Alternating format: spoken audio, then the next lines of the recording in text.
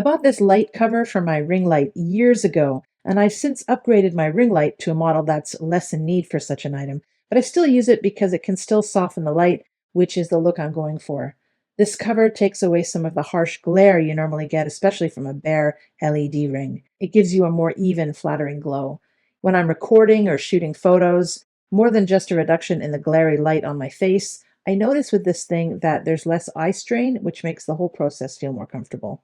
I don't think this thing drastically reduces the overall brightness though, but it does smooth out the quality of the light enough so that the results look more balanced in footage or pictures. Installation's pretty straightforward. It can be a tad finicky at first. You want to make sure the black seam is in the front of your light. And since I've had mine for many years, I find the Velcro isn't what it used to be.